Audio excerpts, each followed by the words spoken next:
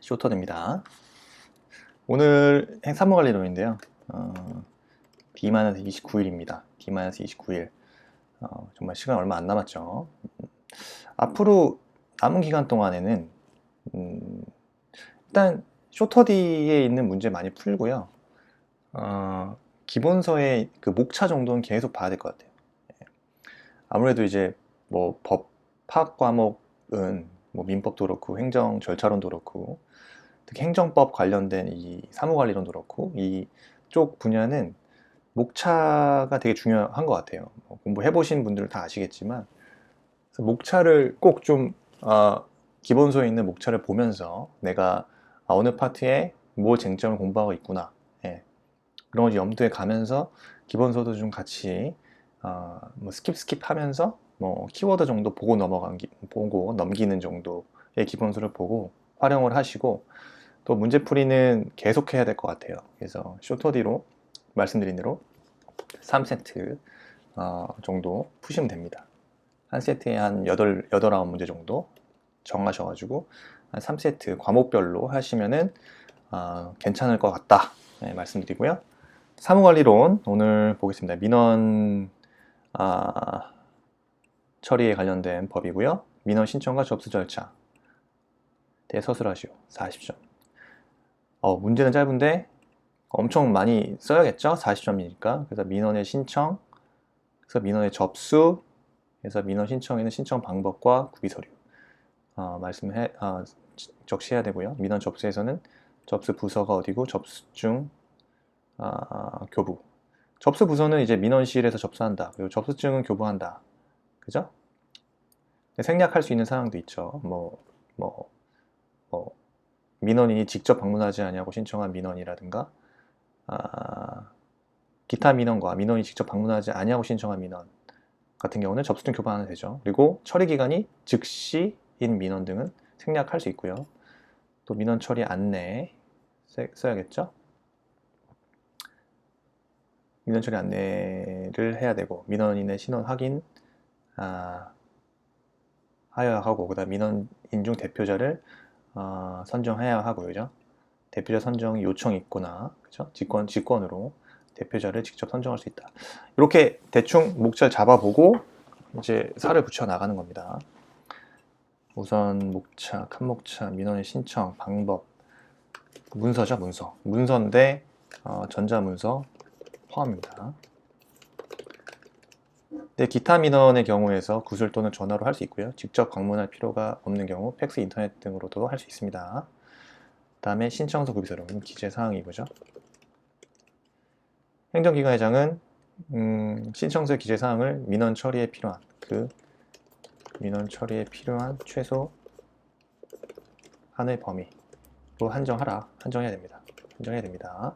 그리고 신청사가 쉽게 작성할 수 있도록 신청서식을 명확하게 해야 되고요. 그 다음에 구비 서류 및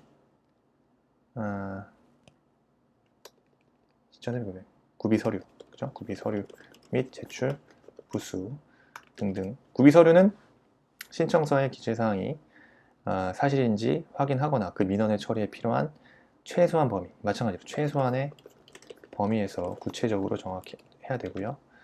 제출 부수 같은 경우는 민원 처리에 필요한, 마찬가지로 민원 처리에 필요한 최소한으로 한정해서 제출 부수를 정하면 되고요. 민원의 접수, 그죠? 접수 부서는 접수 부서는요, 그 민원실에서 접수합니다. 민원실에서 접수한다. 그러니까 기본적으로 민원의 접수는 원칙이 다른 법령에 특별한 규정이 있는 경우 제외하고는 접수를 보류하거나 거부할 수 없습니다. 그래서 접수된 민원 서류를 부당하게 되돌려서는 아니 된다. 그 다음에 접수 부서는 민원실 접수하고요. 그 다음에 근데 이제 민원실이 설치 안 돼 있어. 그런 경우는 어떻게 되죠? 설치되지 않은 경우는 이때 문서과 또는 처리과에서 접수하면 됩니다. 그 다음에 접수증 교부해야겠죠? 접수증 교부해야 되죠. 접수증 교본 내줘야 됩니다. 민원인에게 접수증 교본 내줘야 되고, 근데 기타 민원과 민원인이 직접 방문하지 아니하고 신청한 민원, 그리고 신청 기간이 즉시인 민원 등은 접수증 생략할 수 있습니다. 접수증 생략할 수 있는 사유는 기타 민원, 그 다음에 뭐라고 했죠? 민원인이 직접 방문하지 아니하고 신청한 민원, 그 다음에 처리 기간이 즉시인 민원, 그 세 가지. 그리고 접수증을 가름하는 문서를 주는 민원, 네 가지는 접수증 생략할 수 있습니다. 그리고 접수증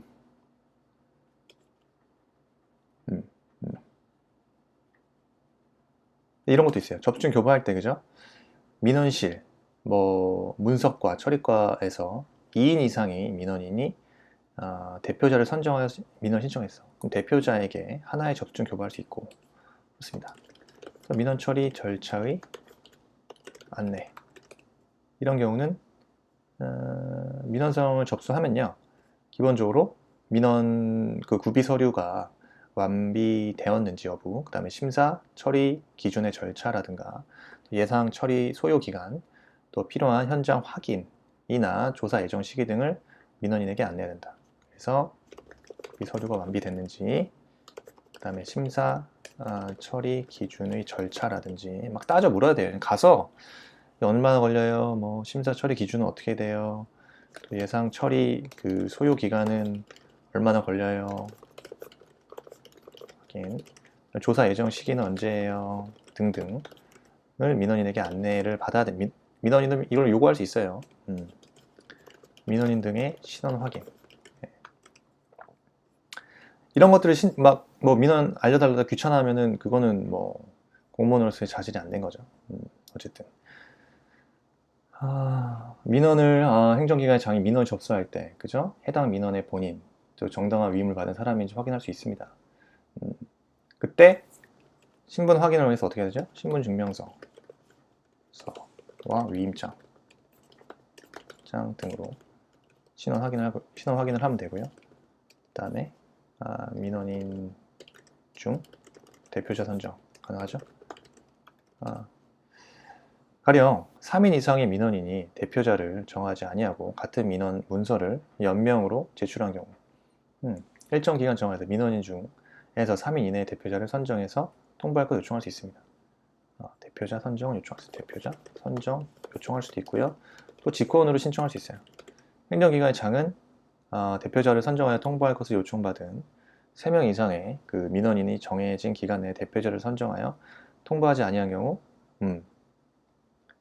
3명 이상의 민원인 중 3명 이내를 대표자로 직접 신청할 수도 있습니다. 그래서 3명 이상의 민원인이 대표자를 정하지 아니하고 민원 문서를 연명으로 제출한 경우 민원인 중에서 3명 이내의 대표자를 선정하여 통보해달라고 요청할 수 있는데, 그 기간 내에, 정해진 기간 내에 대표자를 선정하여 통보하지 아니한 경우 3명 이상의 민원인 중에 3명 이내를 대표자로 직접 선정할 수 있습니다. 행정기관의 장이. 민원 신청 접수 절차 40점짜리 정리했고요. 그 다음에 업무 편람, 이것도 중요하죠. 업무 편람 개념은 뭡니까? 업무 편람 개념, 그다음에 종류, 행정 직무 편람. 행정 편람은 뭐죠? 행정 편람이란 거는 행정기관에서 발간 배포해서 활용하는 행정 편람이 있고요. 또 부서별로 활용하는 직무 편람이 있습니다. 업무 편람이란 거는 개념부터 적어볼게요. 개념. 업무 편람이란 것은 업무 수행의 합리적인 방향 및 기준을 제시하여 주는 것으로서 조직의 방침과 기능, 그리고 사무 처리의 절차와 방법, 그 다음에 준수하여야 할 원칙, 제원칙, 기타 사무와 관련된 자료 등을 단순화하고 표준화하여 이해하기 쉽고 업무 처리에 편리하도록 작성한 업무 지침서를 업무 편람이라고 합니다. 다시, 업무 수행의 합리적인 방향 및 기준 제시하여 주는 것으로 조직의 방침과 기능, 그 사무 처리 절차와 방법, 그 다음에 준수하여야 할 제원칙, 기타 사무와 관련된 자료 등을 단순화, 표준화해서 이해하기 쉽고 업무 처리에 편리하도록 작성한 업무 처리 지침서를 의미합니다. 개념을 이렇게 잡고요. 업무 편람의 작성과 활용.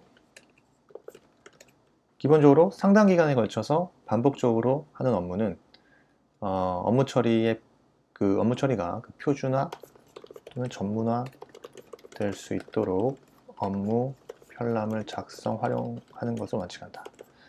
그래서 상당 기간에 걸쳐서 반복적으로 하는 업무, 상당 기간에 걸쳐 반복적으로 하는 업무, 그 업무의 처리가 표준화, 전문화될 수 있도록 업무 편람 작성해서 활용할 수 있다.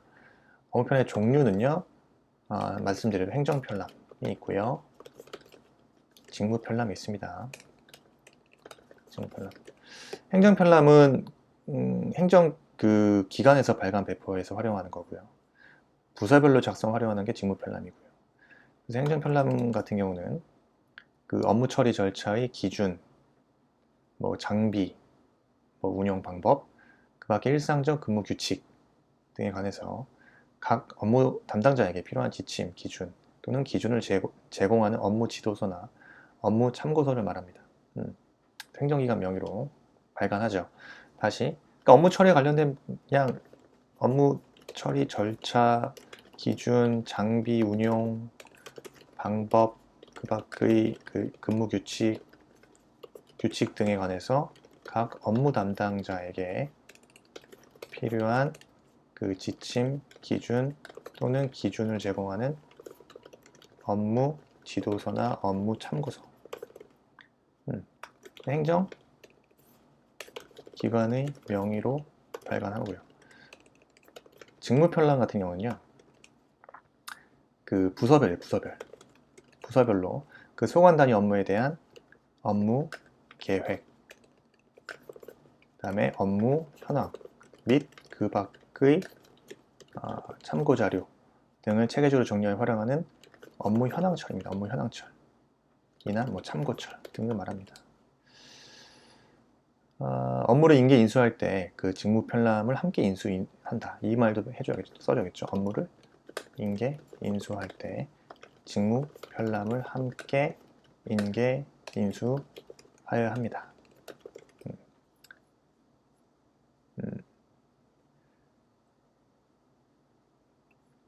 그래서 다시 말하자면 직무 편람에 포함되어야 하는 것들은 첫째, 업무 연역, 관련 업무 현황 및 주요 업무 계획 이런 것들, 그 다음에 업무의 처리 절차 및 흐름도, 그 다음 세 번째,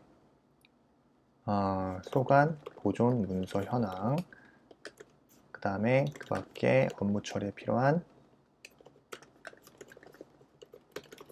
참고 사항. 어쨌든 직무 편람은 업무 현황 처리인데 그 내용은 업무 연역, 그 관련 업무 현황, 주요 업무 계획, 그 다음에 업무 처리 절차 흐름도, 소관 보존 문서 현황, 그 밖에 업무 처리에 필요한 참고사항, 이런 것들은 그 업무를 인계 인수할 때 직무 편람 함께 인계 인수한다. 이렇게 네 가지. 행정, 직무 편람, 업무 편람 정리했고요. 중요한 것 같아요. 이건 충분히 나올 수 있다. 업무 편람에 대해서 약소라는 단문 형식으로 나올 수 있다. 예.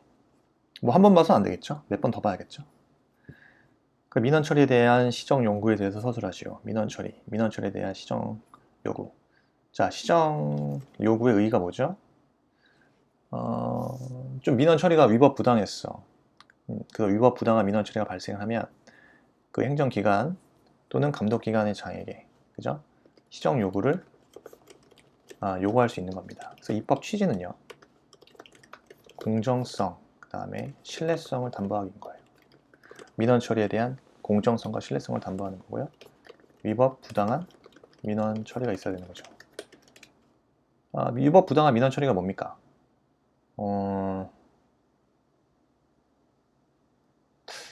여기서 막히면 안 되죠. 위법 부당한 민원 처리라는 것은 민원의 접수를 보류, 거부하거나 부당하게 되돌려 보낸 경우를 말하죠. 그냥 뭐 이유도 없어. 그냥 접수, 보류 거부하고 부당하게 되돌려 보내는 경우. 그리고 행정기관의 장이 관계, 법령 등에서 정한 구비 서류 외의 서류를 추가로 요구하는 경우. 이것도 부당하죠. 위법 부당합니다. 그 다음에 민원의 처리 기간을 경과한 경우를 말합니다. 그래서 처리 결과 통지를 해야겠죠. 민원에게 지체 없이 그 조사, 필요한 조치, 그 처리 결과를 민원인에게 통지해야겠죠. 통지하면 됩니다. 이제 핵심이 그거죠. 민원 처리 기간을 경과 시, 이때 절차는요, 어떻게 되냐면요. 좀 구체적으로 볼게요. 민원인의 시정 요구가 있어야 되고요. 그다음 민원 심사관이 독촉장 발부하고요. 그 다음에 행정기관의 장은 매월 1회 이상 확인 작업을 합니다. 확인 점검을 하고요. 그 다음에 직접 행정안전부 장관의 시정 조치가 있을 수 있다. 행정안전부 장관의 직접 조치, 시정 조치 등.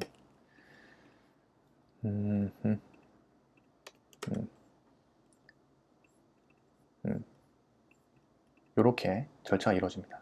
시정 요구가 있고 독촉장 발부하고 매월 1회 확인 점검하고 행정기관 장관의 직접 시정 조치가 이루어집니다. 이렇게 보면 되고, 행정협업.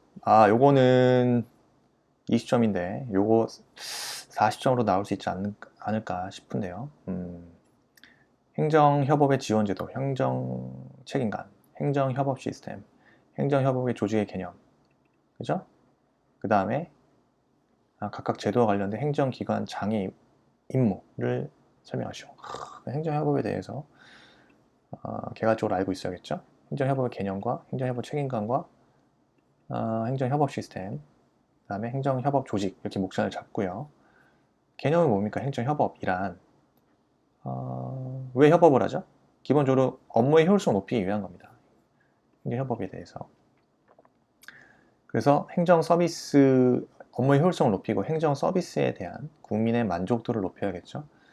다른 행정기관과 공동의 목표를 설정해서 해당 행정기관 상호 간의 기능을 연계하거나 그 시설, 장비 등 정보 등을 공동으로 활용하는 방식의 행정기관 간 협업을 행정협업이라고 말합니다. 다시 뭐라고요? 행정협업이 뭐라고요? 업무의 효율성을 높이고, 그죠?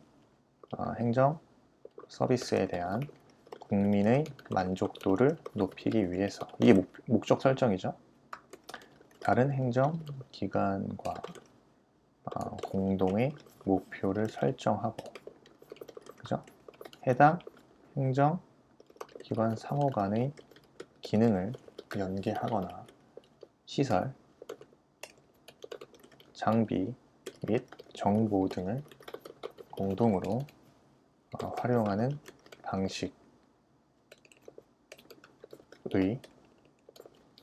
행정기관 간 협업을 행정협업이라고 얘기합니다. 정확하게 개념 써야겠고, 행정협업 책임관, 그죠? 행정협업 책임관에 대해서는 임명을 어떻게 하냐? 임명. 행정기관의 장은 그 직급이 소속 기획조정실장 또는 이에 준하는 직위의 공무원을, 그죠? 해당 행정기관의 행정협업에 관한 업무를 총괄하는 책임관을 임명한다. 그죠? 소속 기획조정실장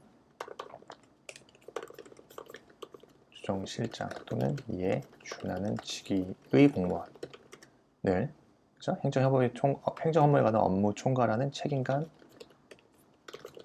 임명합니다. 그죠? 그럼 임무가 뭘까요? 업무가 뭘까요? 그죠? 행정 책임관의 업무는요. 첫째, 뭐 합니까? 행정 협업 과제를 발굴해야겠죠. 및 수행의 총괄을 합니다. 둘째, 행정정보 시스템의 다른 행정기관과의 연계 및 효율적 운영에 관한 그 총괄, 관리를 하고요. 행정정보 시스템의 다른 행정기관과의 연계 및 효율적 운영에 관한 총괄 관리. 그 다음에 해당 행정기관의 행정협업 촉진을 위한 행정 업무, 절차, 관련 제도 등의 정비 및 개선. 네 번째, 해당 행정기관과의 행정협업과제 수행과 관련된 다른 행정기관과 협의 조정. 그죠? 다른 어떤 행정협업과제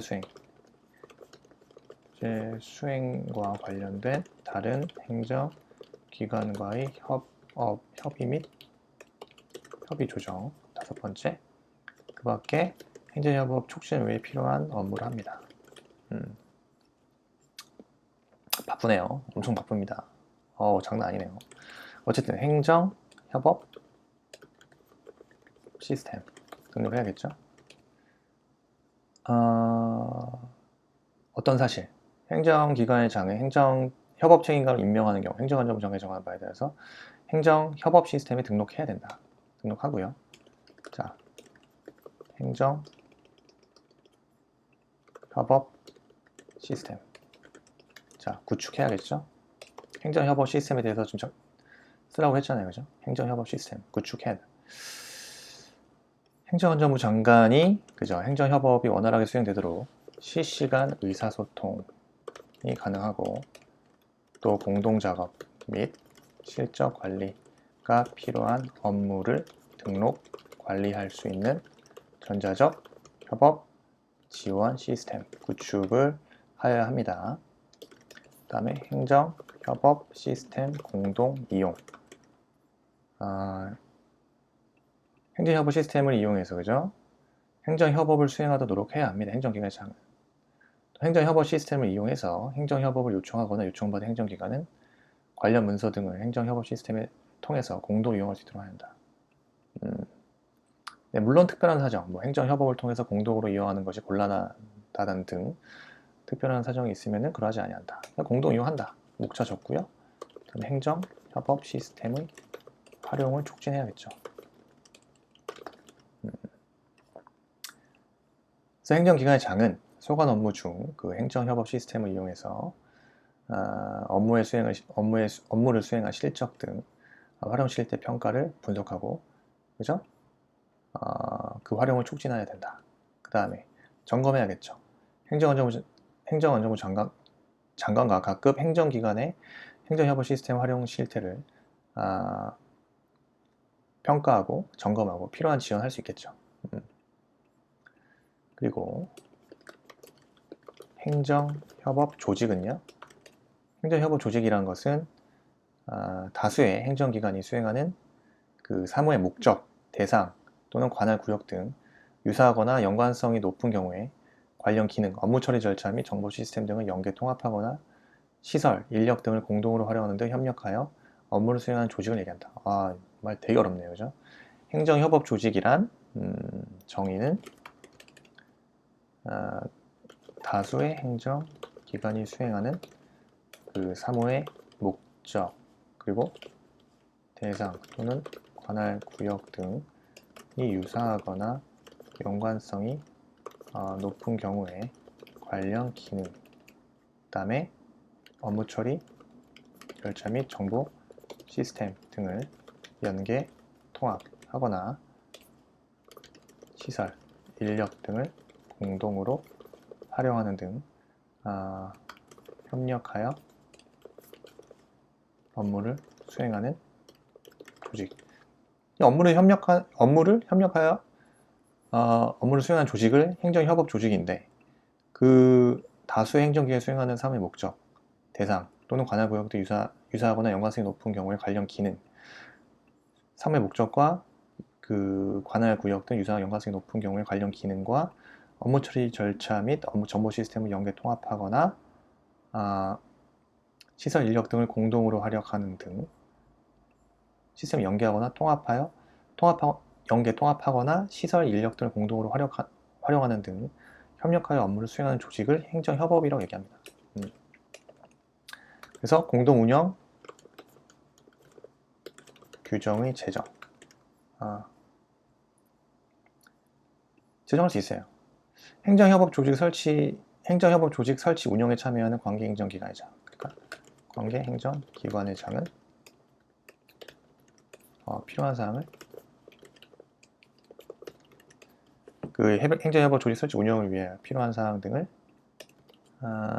정하는 공동 운영 규정. 이거는 훈령을 제정할 수 있다. 제정하겠죠. 제정해야 공동 운영. 이게 또 좀 업무에 대한 명확성도 명확하게 해서 분업 같은 문제도 있을 수 있으니까 그런 차원에서 공동 운영 규정을 제정할 수 있습니다. 행정협업과 행정협업 시스템, 그다음에 행정협업 책임관, 그다음에 행정협업 조직 등등에 대해서 한번 정리해야겠죠. 오케이. 그 다음에 행정기관의 업무 개념, 운영의 요소. 업무는요, 행정기관의 업무는요, 업무란, 그죠? 사무실 작업과 행정 목적을 달성하기 위해서 정보의 수집, 가공, 저장, 활용 등 정보 처리 과정 및 행정 업무에 국민에 대한 성과를 강조함에 국민의 접점에서 이루어지는 일련의 행정 과정을 포함합니다.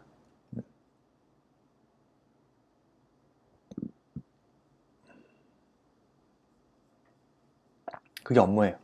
행정기관의 업무는 국민 접점에서 이루어지는 행정 과정까지 포괄하는 개념입니다. 네. 그 다음에 운영의 개념, 그 다음에 운영의 요소 이렇게 볼게요. 운영이란 책 앞에 있죠. 책 기본서 맨 앞에, 그죠? 조직의 자원을 활용해서요.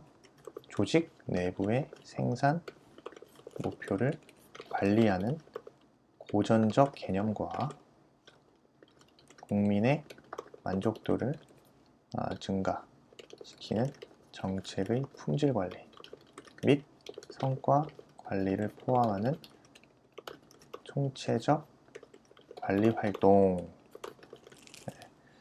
조직의 자원을 활용해서 조직 내부의 생산 목표를 관리하는 고전적 개념과 국민의 만족도를, 어쨌든 국민의 만족을 높여야겠죠.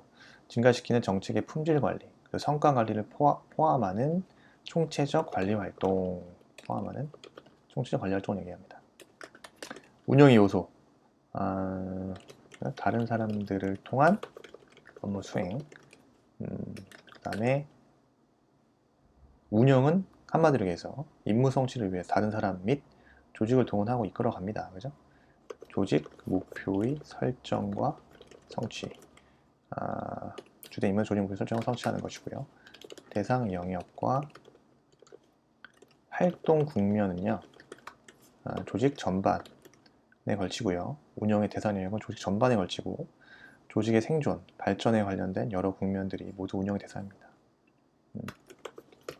생존, 발전에 관련된 여러 국면 모두 운영의 대상이 되고요. 복합적 과정, 복합적 과정입니다. 의사전달, 의사결정, 통제, 계획, 조정 등 다양한 과정들을 통해 이루어진다. 그러니까 운영 여러 가지 과정들을 내포하는 복합적 과정인데 여기에는 의사전달도 있고요. 의사결정해야 되고요. 통제해야 하고요. 계획이 있어요. 기획, 조정 등 다양한 과제들을 통해 이루어집니다. 그 다음에 개방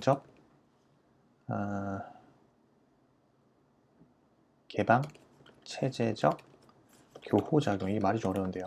한마디로 얘기해서 조직 내외의 관계와 역동적인 교호작용을 합니다. 그래서 그 행정 환경과, 그렇죠? 이 말은 행정 환경과 조직 내의 하위 체제들이 엮어내는 상황에서 작동하는 과정을 얘기합니다. 그 개방체제적 교호작용을 한다.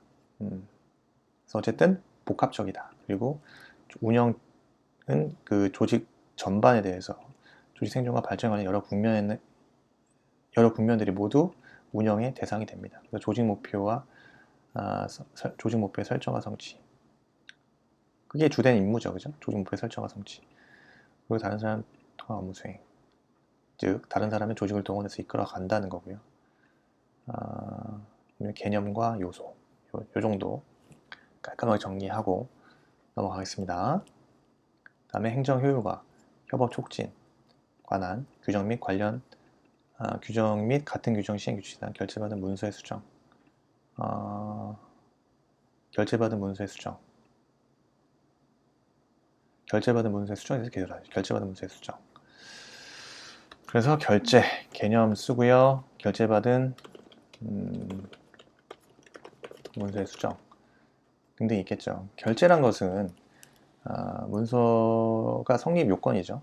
그 해당 사안에 대해서 행정기관의 의사를 결정할 권한이 있는 자가 의사를 결정하는 행위, 그러니까 결정권 있는 행정기관의 의사를 결정할 결정할 권한이 있는 자가 그 의사를 결정하는 행위를 결제라고 하고요.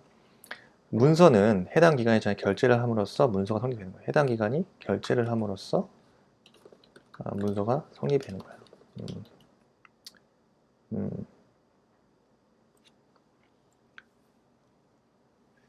그렇죠? 그 다음에 결제받은 문서가 수정이 되면요, 원칙. 결제받은 문서의 일부분을 삭제하거나 수정할 때 수정한 내용대로 제작성, 그 다음에 결제, 그 다음에 시행하면 돼요. 근데 종이 문서의 경우 더러워지잖아요, 그죠? 핵심은 그거죠. 야, 종이 문서는 여러분들 뭐 군대에서 군대나 어디 공직사회에 가면요, 이런 문제가 상당히 여기서 많이 좀 소위 말하면 꾸사리를 먹죠. 근데 만약에 삭제하려 이런 거예요. 종이 문서가 딱 종이 문서를 갖고 가는데 삭제하거나 수정하려는 사항이 명백한 오류의 정정 일 경우 있죠. 경미한 사항과 같은 명백한 오류의 정정일 경우에 원안의 글자를 알 수 있도록 삭제 또는 수정하는 글자의 중앙에, 그러니까 글자의 중앙에 그죠? 두 선을 그어서 삭제 또는 수정합니다. 쫙쫙 긋습니다. 빨간색 펜으로. 근데 문서의 중요한 내용에 관한 부분, 문서의 중요한 내용에 관한 부분을 삭제 수정하는 경우 그 줄의 그죠? 오른쪽 여백에 삭제 또는 수정한 글자 수를 표시하고 플러스 뭐한다? 서명 날인합니다. 네. 대부분 이렇게 해요. 대부분은 첫 번째 같은 경우, 그러니까 삭제 수정할 사항이 명백한 오류의 정정일 경우, 정정 등 경미한 사항. 이때는요, 글자 중앙에 두 선 그어 삭제 수정하지만 문서의 중요한 내용에 관한 부분일 경우는 오른쪽 그 줄의 오른쪽 여백에 삭제 또는 수정한 글자 수를 표시하고 서명 날인합니다. 그리고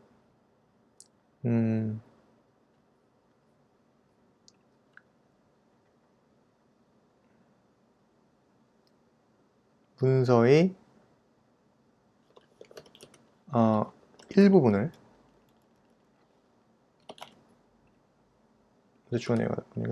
문서의 일부분을 삭제 또는 수정. 이때는요, 삭제 또는 수정한 자가 그곳에 서명 또는 날인합니다. 그 문서의 중요한 내용에 관한 부분을 삭제 수정하는 경우는요, 삭제 또는 수정하는 경우에는 그 줄 오른쪽 여백에 삭제 또는 수정한 글자 수까지 표시해야 되고 서명 또는 날인합니다. 그렇죠? 그 다음에 시행문을 삭제 또는 수정하는 경우, 시행문을 삭제 또는 수행하는 경우에는 그 줄의 오른쪽 여백에 삭제 또는 수정한 글자 수 표시해서 관인으로 날인합니다. 시행문은 관인으로 날인해요. 관인. 글자 수 표시하고요. 그 줄 오른쪽 여백에 삭제 또는 수정한 글자 수 표시하고 관인으로 날인한다. 중요한 내용일 경우에는 서명 날인하고요. 서명 또는 날인한다. 그 줄 오른쪽 여백에 삭제 또는 수정한 글자 수 표시하고 서명 또는 날인한다. 일부분은 삭제 또는 수정하지 않아 서명 날인한다. 글자 수까지는 표시 안 해도 됩니다. 이런 것까지 구체적으로 알아야 되니까 좀 그런 거예요. 종이 문서의 경우. 어쨌든 종이 문서의 경우. 근데 요새 일은 뭐 정보기관이나 뭐 이런 경우는 좀 있을 수 있는데 대부분 종이 문서를 지향하기 때문에 글쎄요. 지금 또 이렇게 하나. 예. 어쨌든 알아두셔야겠죠, 이것도. 그 다음에 사전 심사 청구에 대해서 설명하시고 대상과 안내 처리 기간. 민원 처리에 관한 법률이죠. 같은 법 시행령법상 법정 민원 중 사전 심사 청구 대상 민원에 관한 물음에 사전 심사 청구. 그 다음에 처리 기간. 사전 심사에 대한 처리 기간. 뭐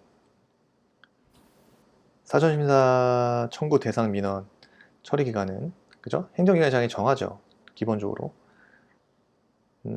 근데 불가피한 사유가 있어 처리기간 내에 처리가 곤란한 경우 처리기간 연장할 수도 있고요.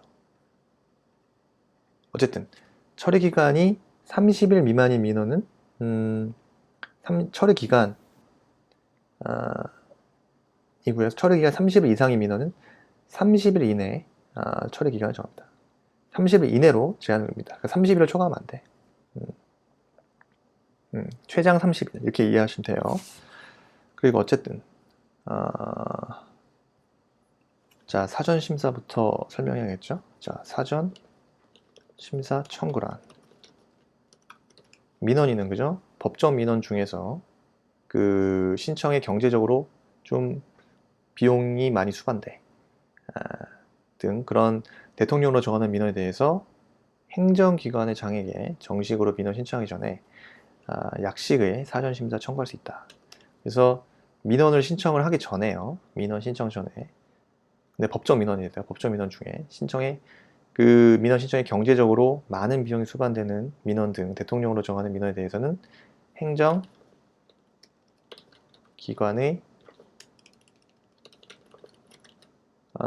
장에게 정식으로 민원 신청 전에 미리 약식으로 사전 심사 청구 가능하고요.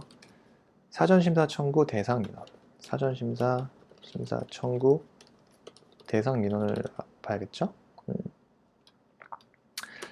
어쨌든 좀 많은 비용이 수반되는 민원이겠죠. 그래서 법정 민원 중에 첫째, 법정 민원 중에 정식으로 신청할 경우 토지 매입 등 민원인에게 경제적으로 많은 비용이 수반되는 민원. 둘째, 행정기관의 장의 거부 처분에 따라서 행정기관의 장의 거부 처분에 따라 민원인에게 상당한 경제적 손실이 발생하는 민원. 이때는 사전심사 청구 대상입니다. 그래서 대상 민원 종류, 개시 및 민원 편람 수록. 그 다음에 대상 민원 종류 개시, 민원 편람을 수록해야겠죠. 행정기관의 장은 사전심사 청구 대상 민원 종류, 그리고 민원별 처리 기간, 구비 서류 등을 정하여 민원인에게 열람할 수 있도록 게시하고 민원 편람에 수록해야 됩니다. 그래서 이런 사전심사 청구 대상 민원의 종류 및 민원별 처리 기간, 구비 서류 등을 미리 정하여 민원인이 이를 열람할 수 있도록 게시하고 민원 편람에 수록해야 합니다. 네 번째, 관계기관의 장 협의. 행정기관의 장은 그 사전심사가 청구된 법정 민원이 다른 행정기관의 장과 협의를 거쳐야 하는 사안일 때, 그때 그 행정기관의 장과 협의합니다. 다섯 번째, 결과 통보죠.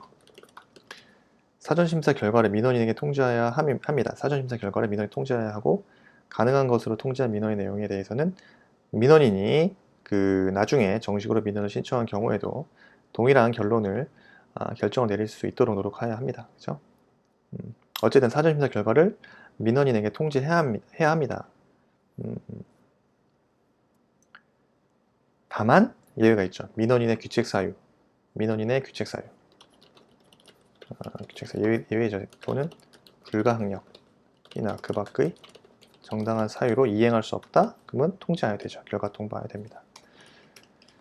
그리고 당연히 행정기관의 장에게 사전심사 실 때는 제도적 장치를 마련해야겠죠.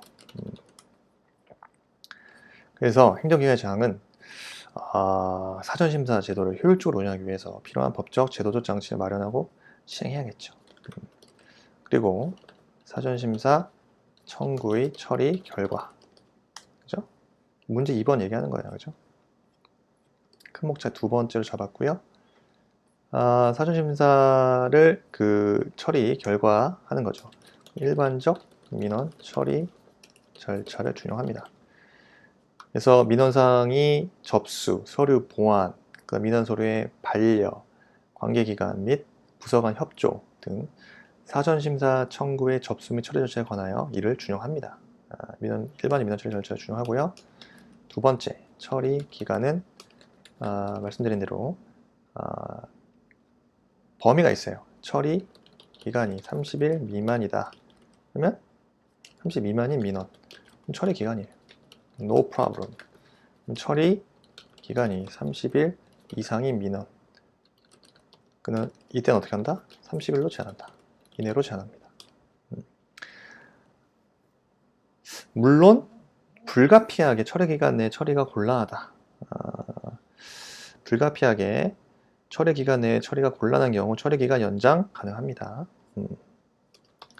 구비 서류.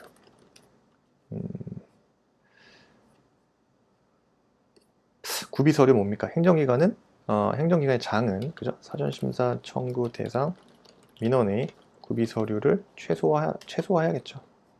최소화. 사전심사 청구 후 정식으로 민원으로 접수되었을 때 그때 정식으로 민원으로 접수되었을 때는 이미 제출한 구비 서류를 추가로 요구하여서는 안 됩니다. 귀찮잖아요. 그래서 민원으로 나중에 접수되었을 때도 이미 제출한 구비 서류를 다시 제출하세요? 이거 안 됩니다. 그 다음에 기간 단축 처리. 행정기관의 장은요, 그 사전심사를 거친 민원은 어느 정도 검토가 됐기 때문에, 그죠? 특별한 사유가 없으면 처리 기간을 단축해서 신속하게 처리하여야 합니다. 이미 거의 한 달 가까이 사전심사 처리 기간을 거쳤기 때문에 이미 거친 민원은 사전심사를 거친 민원은 특별한 사유가 없으면 처리 기간을 단축해서 신속하게 처리하여야만 합니다. 의무사항입니다. 의무사항. 40점 나올 수 있겠는데 이거 사전심사 청구 나왔으면 좋겠는데 나와야 되는데 나와야 됩니다 이거. 자, 민원 행정 편의 및 신속성이 적극 전환이 된다. 다음 물음에 답하시오. 그래서 신청서 구비 서류, 원칙과 행정기관 불필요한 서류 금지사항. 그 다음에 2번 접수된 민원 문서 중 해당 민원실의 주관 또는 소관 아니거나 다른 행정기관의 소관인 경우 민원 문서의 이송 절차 방법. 이번에 40점 사례는 민원 처리에 관한 법률에서 나올 것 같아요. 오늘 이 문제를 마지막으로 정리하겠습니다. 이게 나올 것 같아요. 아니면 사전심사 청구라든가 이런 민원 행정 편의 신속성에 대한 딱 깔아주고 그 다음에 신청서 구비 서류 원칙, 그러니까 민원 편의를 위한 법령에 규정된 내용들, 테마들을 나올 수 있다. 어쨌든 이런 경우는요, 일단 그 목차부터 쭉 잡아볼게요. 민원의 개념 잡고요, 그죠?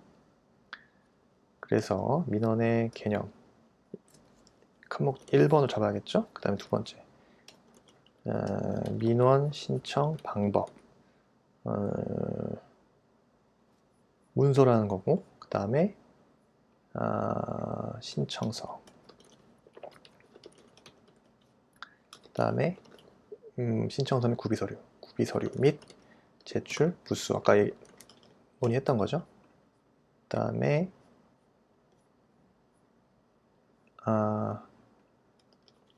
두 번째 목차에서 그 행정기관의 불필요한 서류 요구 금지, 그죠? 4번 허용하겠다, 4번 허용한다 라는 거. 그 다음 당연히 서류 추가 요구를 금지한다. 쭉 써줘야겠지. 이게 문제 1번이라고 보면 돼요. 문제 2번에서 2번 민원 문서 이송 절차, 민원 문서의 이송 절차에 대해 써야겠고, 이송 절차 및 그 방법에 대해서 대표적으로 뭐가 문제죠? 1 근무 시간, 그 다음에 3 근무 시간 내 이송해야 되는 거, 8 근무 시간 내 이송해야 되는 거, 그 다음에 전자문서 이송. 이때는 지체 없이, 그죠? 이때는 지체 없이 소관, 기관, 전자적 방법으로 이송한다. 이송 방법에 대해서 1 근무 시간 내 이송하는 거와 3, 8 근무 시간에 이송하는 경우, 이렇게 목차 잡으면 되겠죠. 그래서 민원의 개념 등 이렇게 써야겠고, 신청 방법, 신청서, 구비서류, 신청 구비서류 원칙과 행정기관의 불필요한 서류 금지, 4번 허용이 되고 서류 추가 요구하면 안 되고, 그 다음에 민원 문서 이송과 절차, 이송 절차에 대해서 목차를 잡고요. 그래서 민원의 개념, 당연히 뭡니까? 민원인이 누가? 민원인이 행정기관에 대하여 처분 등 특정한 행위를 요구하는 것. 신청 방법은 문서 신청이죠. 문서 신청. 근데 기타 민원은 구술 또는 전화 가능하다 그랬죠. 그러니까 문서 외 신청은 문서 외 신청, 뭐 직접 방문할 필요가 없는 민원 이 경우에는 팩스, 인터넷 등 정보통신망 또는 우편 신청 가능하고요. 신청서,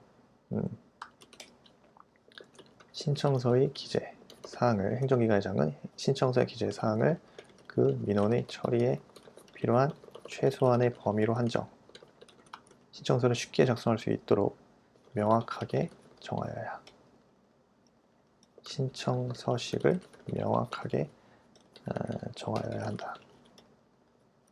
그 다음에 구비서류 제출 부수, 마찬가지로 민원 처리에 필요한 최소한의 범위로 한정한다. 제출 부수도 마찬가지고. 그래서 어쨌든 행정기관 불필요한 서류 요구 금지죠. 그래서 행정기관장은 민원을 접수 처리할 때 기본적으로 민원인에게 관계 법령 등에서 정한 구비서류 외의 서류를 추가로 요구해서는 안 돼요. 관계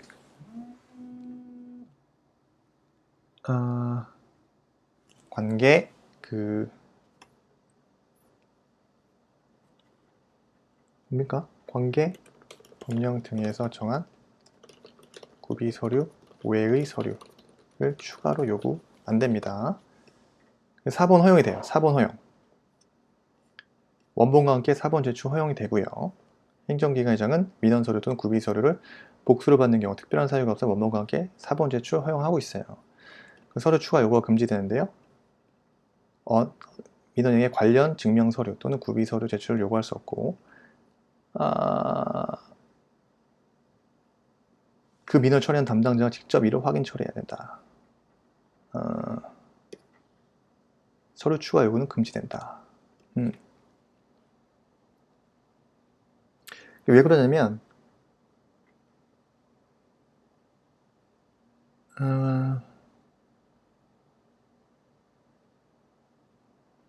만약에 서류 추가 요구가 금지되는 게 있어요. 어떤 경우냐면 민원인이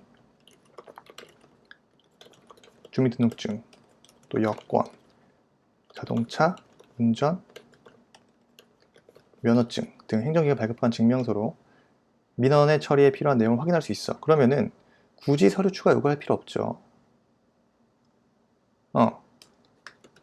그래서 면허증 등으로 그 민원의 처리에 필요한 내용을 확인할 수 있다면 서류 추가 굳이 할 필요 없습니다. 그리고 해당 행정기관의 공부 또는 행정정보로 그 민원의 처리에 필요한 내용을 확인할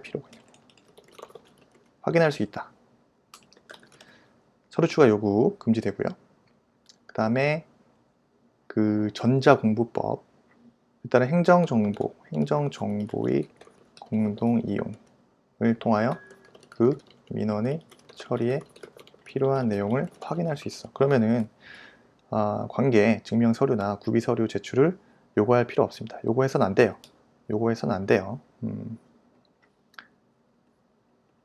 그 다음에 목차 세 번째, 그죠? 민원 내용 변경, 갱신 시 추가 서류 요구 금지됩니다. 이미 제출되어 있는 관련 증명서류, 구비서류를 다시 재요구 금지입니다. 다시 요구해서는 안 됩니다. 민원문서 이송.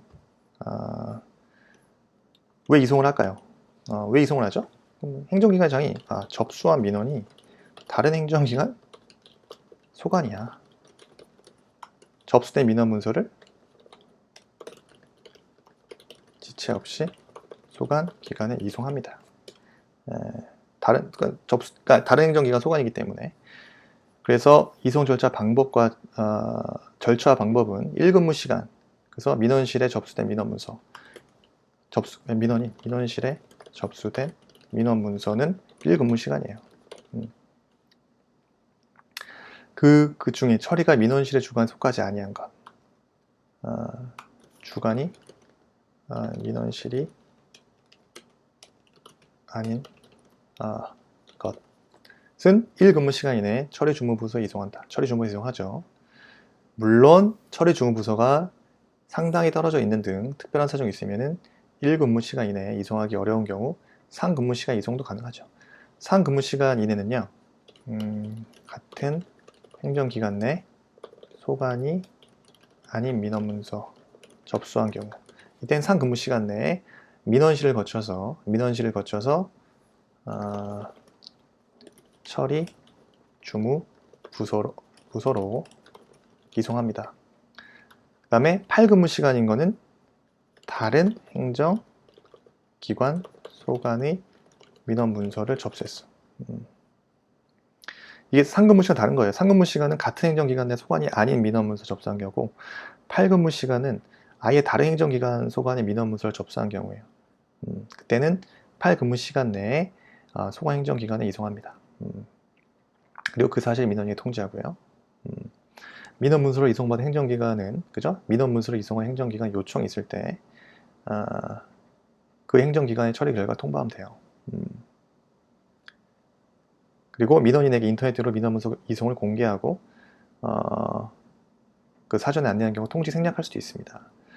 이게 좀 약간 특징적인 사항이 있는 게요. 민원인에게 이런 거예요. 민원인에게 그 인터넷 등으로 이송 상황을 공개하고 있음을 사전에 안내했어. 그런 경우는 통지 생략 가능합니다. 그 전자문서는요, 접수된 민원문서 전자문서인 경우에는요, 지체 없이 소관 기관에 클릭해야겠죠. 전자적 방법으로 이송합니다. 예, 오늘만 요거 계속 반복했는데 나올 수 있습니다. 이거는 핵심이니까 40점짜리로도 얼마든지 나올 수 있기 때문에 오늘 이제 1세트에 마쳤고요. 남은 2세트도 쇼터디에서 진행하도록 하겠습니다. 여러분들도 더 늦기 전에 정말 남은 시간에는 기본서 목차 키워드 정리하시고 물론 연습하셔야 돼요. 마지막으로 제가 말씀드리고 싶은 게 하나 있는 게, 왜 문제를 계속 풀어야 되냐. 그러니까 헬스장 가면요, 뭐 가슴 운동도 있고 발이 운동도 있고, 가령 벤치프레스를 하러 가는데 머릿속으로는 벤치프레스 저걸 많이 하면 3세트를 하면은 가슴이 발달하겠죠. 예. 근데 안 해. 내가 직접 들지 않아. 그러면 가슴이 발달하지 않겠죠. 예. 그겁니다. 지금 기본서만 보는 거는 머릿속으로 내가 알고 있어. 다 이해돼. 직접 써보거나 문제를 풀어보지 않으면 그 실력이 자기게 되지 않는 거죠. 그래서 계속 반복 훈련을 해야만이 여러분들 손에 익숙해지고 그냥 자동으로 타다다닥 뭔가 그 포맷이란 게 딱 생기거든요. 특히 논술형은 더 그런 것 같아요. 그래서 쓰는 연습을 좀 자주 많이 하셔야 되는데, 그렇다고 뭐 다 쓸 필요는 없고 키워드 잡는 연습, 써보는 연습, 개념 잡아보는 연습, 목차 잡아보는 연습, 쇼터디 같은 플랫폼이 그래서 필요한 거라고 생각을 합니다. 어쨌든 오늘도 승리하시는 하루 되시고 쇼터디로 많은 기출문제, 예상문제 풀어보시면 좋을 것 같네요. 예, 이상 마치겠습니다. 감사합니다.